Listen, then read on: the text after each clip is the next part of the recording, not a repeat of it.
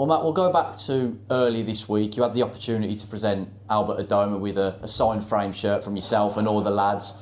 How important is it for you to sort of have those big moments of celebration of people's individual achievements? Yeah, well, to be part of that one, it's a special one. 100 goals in anybody's career is amazing, and not long ago it was 100 assists that he got, and we had Jamil's 100 goals not so long ago as well. So yeah, I love being part of those things, and it's important that we make a big deal of them because they don't come around very often, and I'm sure there'll be other appearance milestones throughout the season that we'll hit with different guys.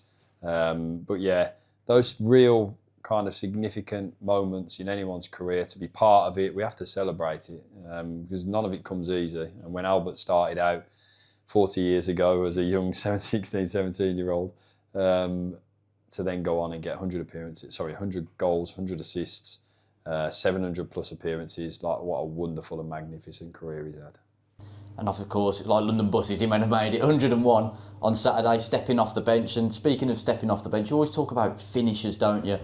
You know, he's been one of them at points this season. But for you as a manager, I appreciate there's a lot of work you put into sort of foresee how certain games will go.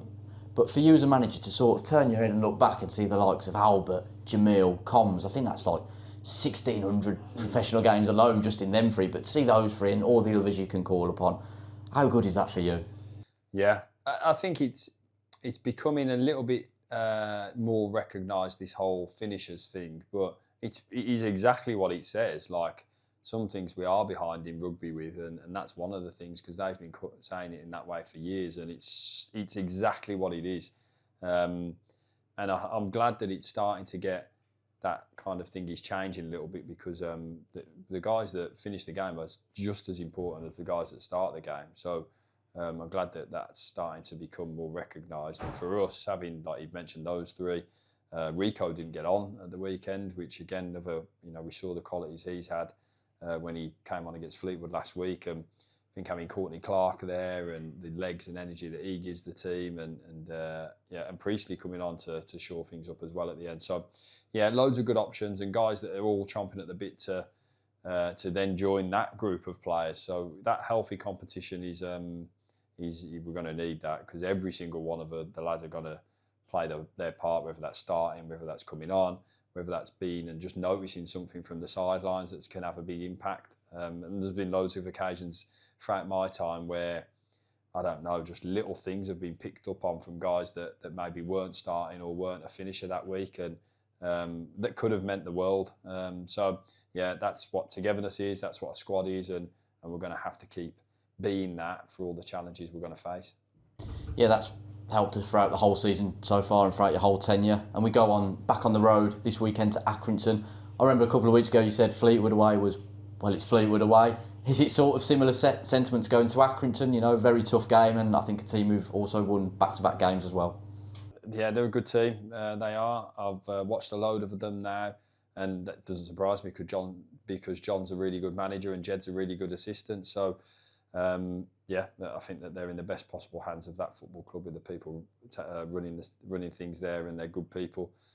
So yeah, under no illusions whatsoever about what a tough game it's going to be, as we always are. But we know it's going to be a tough one, and yeah, for us, we just got to be us, and we got to try and play the way that we want to play and put our stamp on the game, and all of the things that make us unique. We've got to try and bring them to the party and show that togetherness on the pitch and shoot that togetherness from the sides and all of that. So, no, it's going to be a really tough game. I think you mentioned there's going to be at least 600 supporters there, and hopefully many, many more, as many as can possibly go. I mean, we had incredible support away at Fleetwood, and it looks like it's going to be incredible support again away at Accrington. So, you know, please, just want to say a big thank you to all of them, the supporters that come and help cheer us on in what's going to be a tough game, but one we're really looking forward to. On the supporters there, they really played a crucial role, particularly at Fleetwood, didn't they? Especially when we went a goal down, they just stayed with us. So how crucial will their part be on Saturday at a place like Accrington? Crucial everywhere. They're crucial at MK Dons away, and all the other times that we've had good successes. So they're there with us on the road, they're there with us at home, and just feeling that when you get there and you hear them, and when you come out, because I think we come out from the side that the supporters will be sat or stood, I think it is. We're going to feel the intensity that they'll bring. So, as I say, get there safely, look after each other, and we look forward to seeing as many of you as possible on Saturday. And how's the squad looking? Is everyone okay going into this one? Yeah, good training week again.